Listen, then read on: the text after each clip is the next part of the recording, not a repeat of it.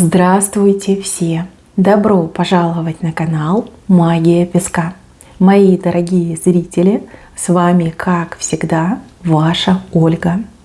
Всех вас сердечно благодарю за то, что вы со мной зашли на мой канал, смотрите это видео, за вашу невероятную и теплую поддержку в комментариях, лайками, за вашу помощь, мои хорошие.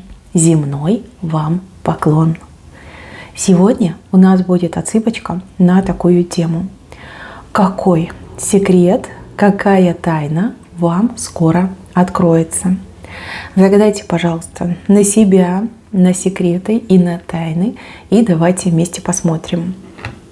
Я прошу высшие силы дать мне возможность ответить на все ваши вопросы и послать для вас только самую важную, нужную и полезную информацию.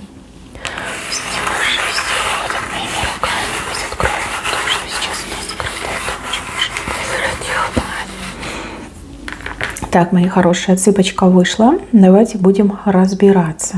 Секреты и тайны. Хочется начать с вот этой картиночки, где показан человек, который готов признать вашу правоту. Может быть, вы с этим человеком поссорились, поругались.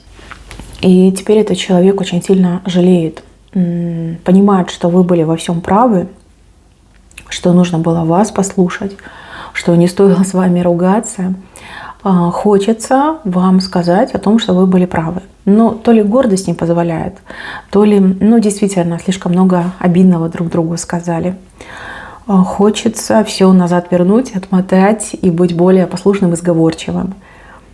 Человеку вас не хватает. Человек, возможно, даже на личном опыте убедился, что вы были правы, во всем были правы.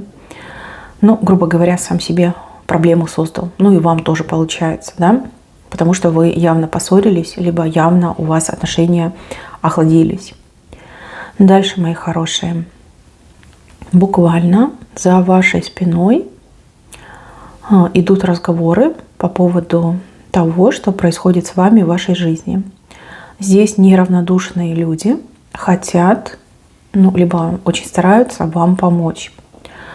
Здесь именно за спиной у вас действуют.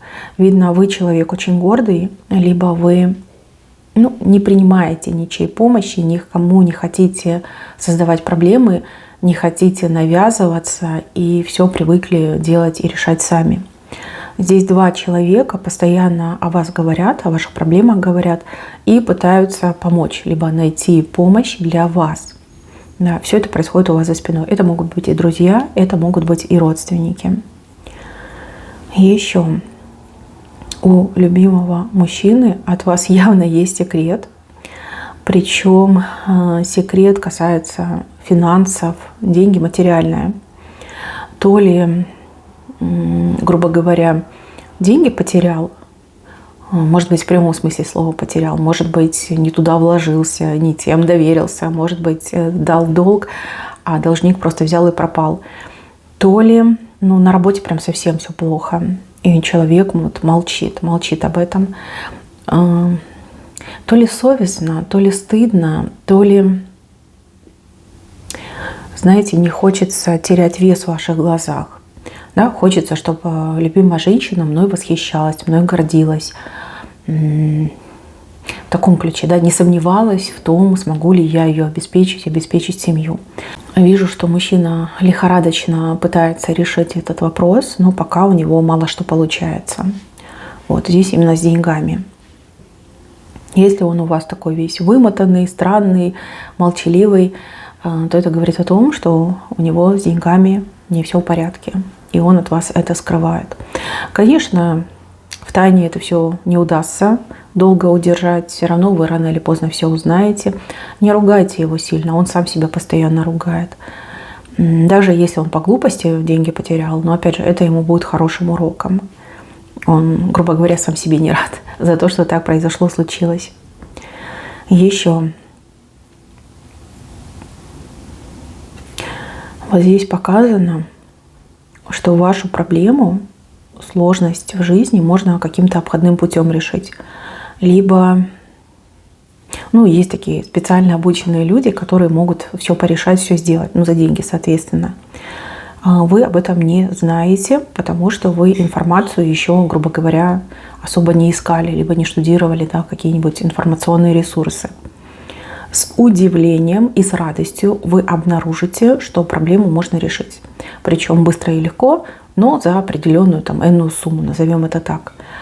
Вижу, что сумма для вас подъемная. Для вас главным является решить проблему. То есть поищите среди знакомых, поищите в интернете, и вы обязательно найдете вот этот вариантик. Кстати, он не один, здесь разные варианты, разные, наверное, и суммы запрашиваются вознаграждение, но тем не менее, кто ищет, тот найдет, и вижу, что проблема ваша решаема. И еще одна тайна касается близкого вам человека, того, кто заходит в ваш дом, того, кто часто, либо на постоянной основе имеет доступ к вашим, допустим, личным вещам, будь то одежда, будь то там, чашки, ложки, прикасается к чему-то вашему. Этот человек очень завистливый, и у человека очень негативная энергетика. И после встреч, общения с этим человеком у вас всегда идет полнейший отток энергии. Вы как будто бы впадаете в зону турбулентности, когда все идет не так, как было запланировано, на ровном месте какие-то неприятности. И также, когда этот человек посещает ваш дом, потом ссоры происходят. Ссоры, кто-то заболеть может, все, как бы, знаете, ломается, портится, пропадает. И вещи, к которым прикасается этот человек, они тоже как-то то ли ломаются, то ли портятся. Ну, в общем, очень негативная личность. Вы с этим человеком общаетесь, дружите, либо в родстве состоите. И человек как будто бы заражает вас своим негативом. С этим человеком нужно быть, во-первых, поосторожней, а во-вторых, порекомендовать этому человеку обратиться к хорошему опытному эзотерику. Очень похоже, что на человеке порча. И эта порча очень сильно фонит. И все, кто в круг этого порченного человека попадают, все так или иначе с этим злом сталкиваются. Либо порча, либо проклятие. Я не вижу, чтобы этот человек желал вам зла. Просто сам по себе человек — это как комок негатива, негативной энергетики. Поэтому я говорю, что очень похоже на порчу. Порча либо проклятие. Но больше, конечно, на порчу похоже. Проклятие немножко не так действует. Посоветуйте этому человеку обратиться к хорошему эзотерику. Можно все снимать, можно с этим всем бороться, вернее, нужно, все снимать и с этим бороться. То есть на вас, получается, ничего нет, но из-за контакта с этим порченным человеком вы тоже получаете свою дозу негатива. Опять же, я думаю, что вы понимаете, о ком я говорю. Уже, наверное, не раз вы прям подчеркивали, вот эти моменты, когда вы встречаетесь с этим человеком, либо человек приходит в ваш дом, а потом все в тартарары летит. И у вас, и в вашем доме, и ссоры, и споры. И, кстати, болеть вы можете после встречи с этим человеком. В целом надо что-то с этим делать. И человека жалко, и вас тоже жалко, потому что вы вообще тут ни при чем.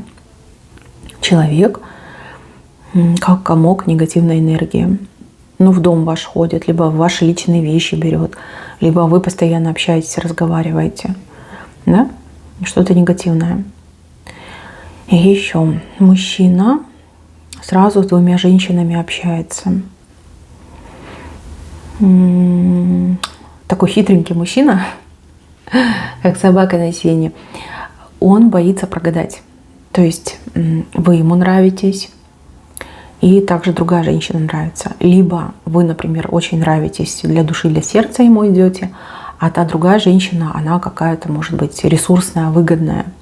И он боится прогадать, и с вами общается, и с той другой женщиной. То есть морочит вам обоим голову. Вижу, что он зря это делает, потому что вы как-то одновременно с той другой женщиной о существовании друг друга узнаете. И тогда этот мужчина попадет в очень неловкую ситуацию.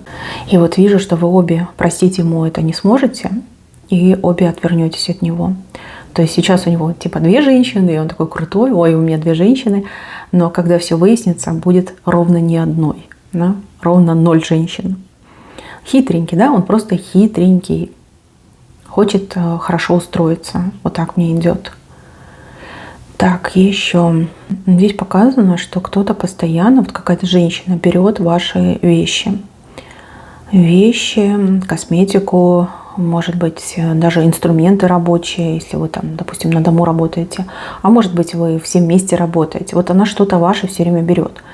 Она этим пользуется. И она очень неаккуратная женщина. То есть она после себя там, не знаю, не вытрет, не помоет, не продезинфицирует. То есть как подставляет, получается, вас. Если вы, допустим, мастер маникюра, и она пользуется вашим, потом это просто подкидывает как в чистое, да, то неприятности могут быть у вас. Если она пользуется вашей косметикой, то она может там быть инфицирована тем же банальным герпесом, и вы думаете, блин, откуда у меня герпес берется? Потому что она вашим пользуется. Надо такие вещи пресекать и не допускать. Очень неаккуратная, неряшливая и, опять же, без спросу. Мне показано, что без спросу. Пока вы не видите, пока вы там не на смене, либо пока вы там отвернулись, она всегда берет. Нехорошо это, неправильно. Дальше. Вижу, что вам недавно в чем-то отказали. То есть сказали нет. Что-то вы просили, куда-то вы обращались, и вам сказали нет. Вы никак понять не можете, почему нет, почему мне отказали. А я вам так скажу. Там все нечестно, там какой-то сговор-заговор, и вам не дали, но кому-то своему дали. Ну, либо кому-то своему там подписали, согласились, одобрили. Поскольку вы не свой человек, то вам и отказали. Хотя вы имели все права, и по закону, по праву, по совести именно вы должны были все получить. Да, к сожалению, такие вещи, как кумовство, вот эти все сговоры, договоры, они существуют. Коррупция, да, существует, и ничего с этим не поделаешь. Но вы сильно там не отчаивайтесь. Вижу, что ваше от вас все равно не уйдет. Если здесь не дали, так в другом месте дадут. Либо через какое-то время, может быть, даже незначительное, все выяснится, вскроется. Ну, либо тот человек, которого вместо вас одобрили, окажется абсолютно неэффективным, нулевым, и его вот прям санной тряпкой погонят, а вас назад позовут, либо вам будут предлагать, либо вам будут давать. То есть здесь нужно немножечко отпустить ситуацию, просто подождать. В моменте здесь и сейчас там сговор. Ну, допустим, вы хотели расти по карьере, либо вы хотели получить должность какой-то организации. Вроде вы подходите, но берут какого-то совершенно левого человека, потому что он чей-то родственник, либо потому что он чей-то друг, да, кто-то словечко замолвил. Но человек абсолютно нулевой, некомпетентный, и это все выяснится.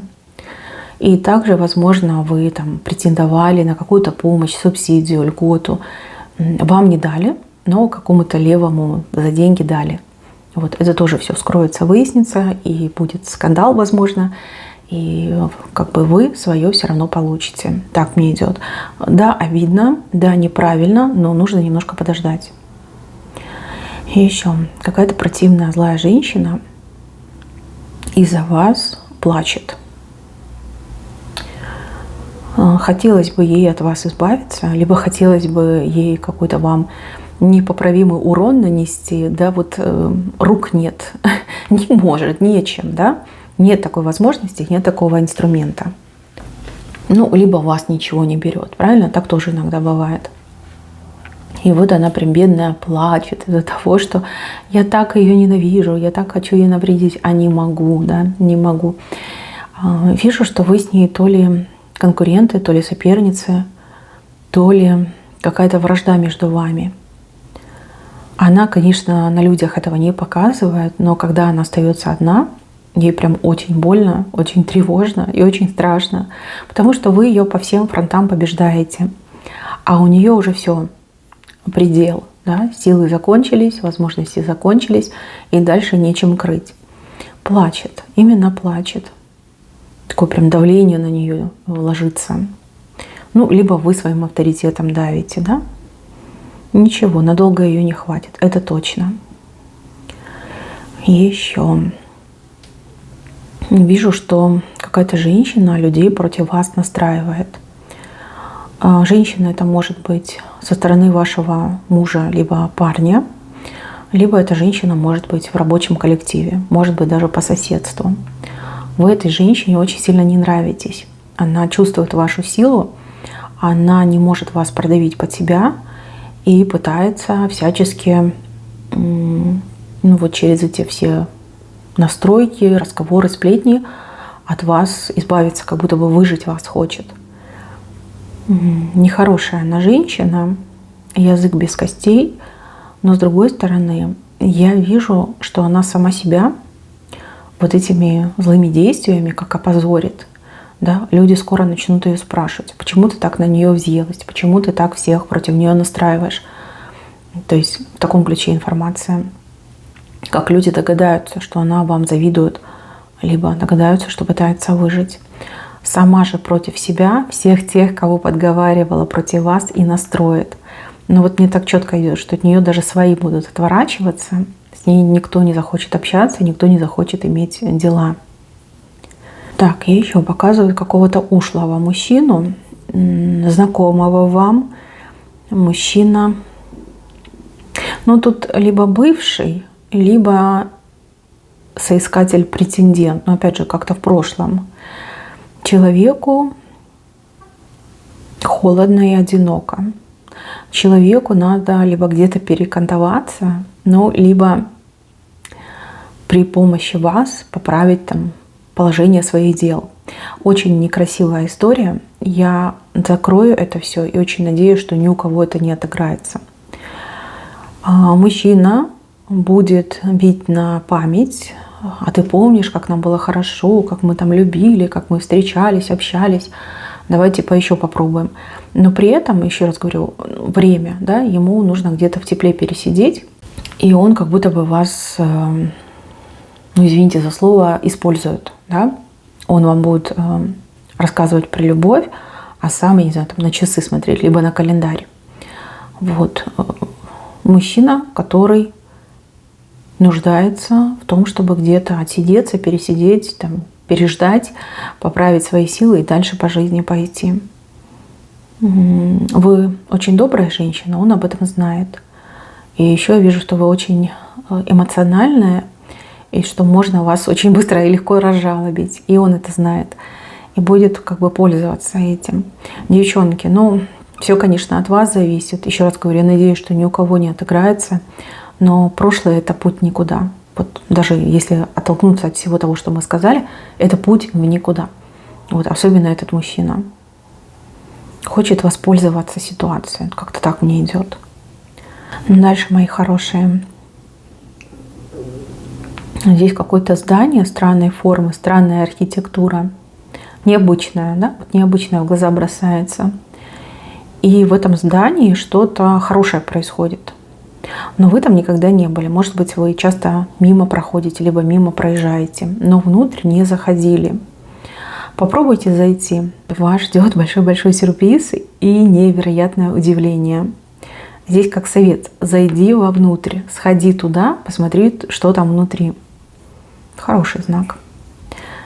Любопытство. Вас должно повести любопытство. Вот. Не сопротивляйтесь своему любопытству. Так, еще пятерка. Кто-то на вас очень сильно обижен и злится на вас, но не говорит об этом. То есть в себе носит, да? Камень в себе носит.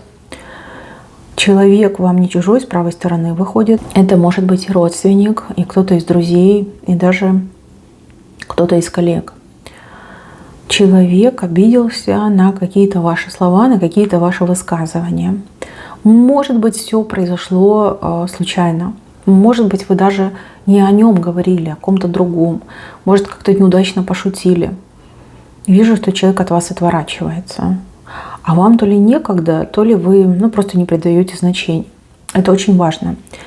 Если это произошло именно с вами, и человек от вас отворачивается, хватайте этого человека за руки, за ноги и разговаривайте. Разговаривайте, поймите, в чем причина. Объяснитесь с этим человеком. Это очень важно. Потому что вижу, что этот конфликт, вялотекущий, назовем его так, не анонсируемый, он может затянуться на очень долго и будет очень-очень неприятно. Хороший человек, и вы хороший человек, вы не должны друг друга терять из-за какого-то недоразумения, либо из-за какой-то шутки. Нужно обязательно проговорить и ни в коем случае не спускать все на тормоза. Не надо ждать, пока человек там сам придет в себя, одумается, передумает, перестанет злиться. Этого не будет. Здесь человек, у него эго задето, либо у нее, поэтому может надолго обидеться. Надо поговорить. Здесь на вас кто-то жалуется. Кто-то кому-то на вас жалобы строчит. Очень неприятно, фу-фу, противно. Это пусто, конечно, все, но тем не менее это происходит. Жалобы, жалуются, соседи могут жаловаться коллеги, кто-то жалуется. Тот, кто в лицо не говорит, а тоже, как знаете, за спиной делает.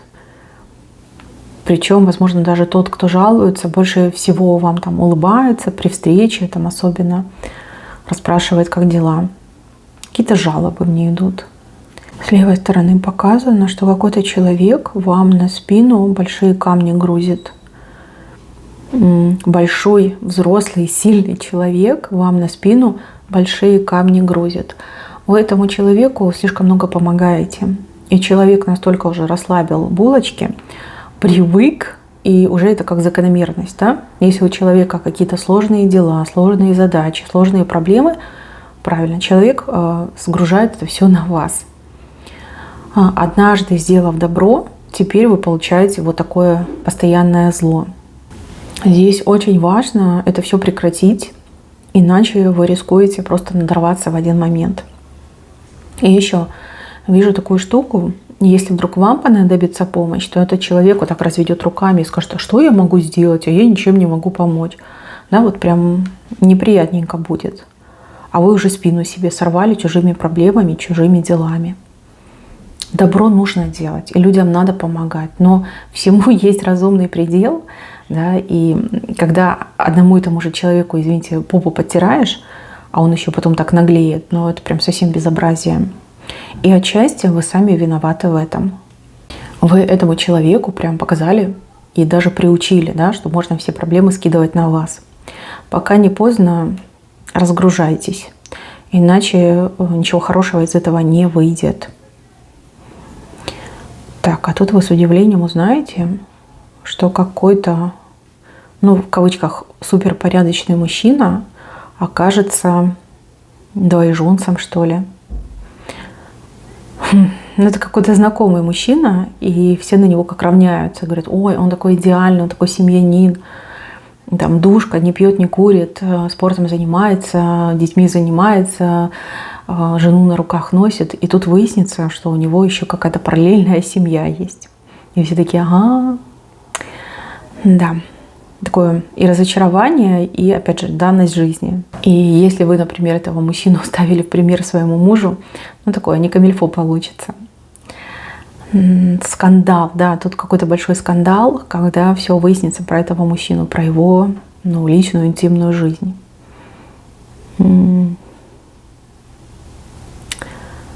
Как-то это к вам относится. Опять же, мне почему-то кажется, что вы этого мужчину постоянно в пример приводили своему мужчине. И ваш мужчина скажет: ну и что? Мне тоже пойти другую семью завести, буду как он. Так что такое разочарование. Ближе к венцу показано, что кто-то знает вашу тайну. Вы либо сами человека посвятили в вашу тайну, либо человек случайным образом стал причастен к вашей тайне. И если вы переживаете по поводу этого человека, то этот человек, как могила, будет молчать, причем даже если его пытать, либо ее пытать, никогда вас не выдаст. Вот тут сомневаться не надо. Очень порядочный человек и человек чести, слова, совести. Даже если вам слова никакого человек не давал, вашу тайну сохранит и никому не проболтается. Это точно. И еще вижу, что вы ждете от кого-то послания, сообщения, может быть, даже звонка. Но птица не летит. Крылья короткие. То есть у человека нет полной информации о вас. Либо человек, допустим, неправильно записал ваш контактный номер. И поэтому никак связаться с вами не может. Вроде как и хочет, но не может. Вот, поэтому не грех здесь самой связаться с этим человеком, напомнить. И, во-вторых, переспросить, правильно ли человек записал контактные данные. А то как-то, знаете, неудобненько получается. Вы ждете, нервничаете, человек там нервничает, потому что телефон не тот, либо не та цифра, либо не то, как имя, не та фамилия, вот найти вас не может. В таком ключе информация показана. Но помнит, свое слово помнит, готов сдержать, но, видите, по техническим причинам не получается. Так, мои хорошие, на этом все. Берегите себя. Всем спасибо за внимание. Всем пока-пока.